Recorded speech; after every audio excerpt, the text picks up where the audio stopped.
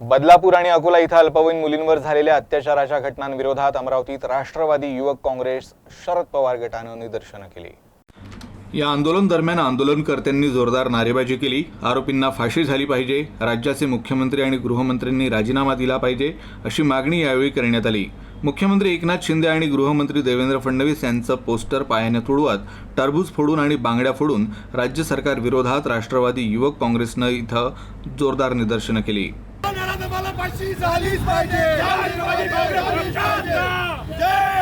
राष्ट्रवादी काँग्रेस पक्षाचा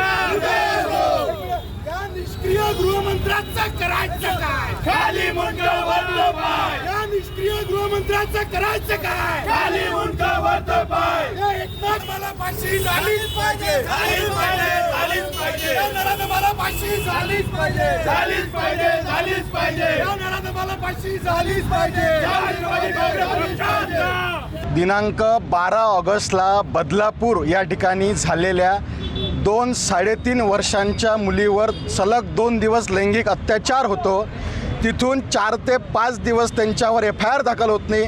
तिथचे पोलीस प्रशासन हलगर्जीपणा करतात।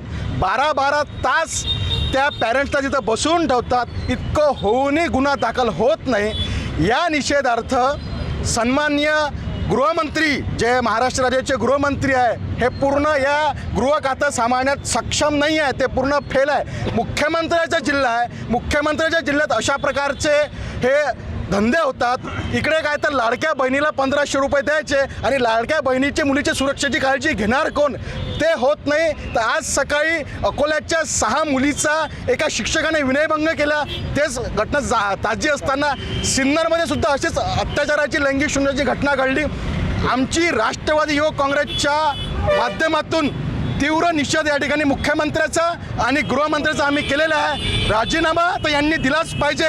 अधिकाऱ्यांना निलंबित करून तिच्या संस्था चालकावर कारवाई करून काही उपयोग नाही। SIT चौकशी लावली त्याच्यावर काही उपयोग नाही। SIT चौकशी जर लावायची असेल तर या राज्य सरकारवर लावा आणि राज्य सरकार खाली व्हा। अतिशय गंभीर घटना आहे। या घटनेचा निषेध आम्ही राष्ट्रवादी युवक काँग्रेसच्या माध्यमातून आज या रेविन चौक या ठिकाणी केलेला आहे।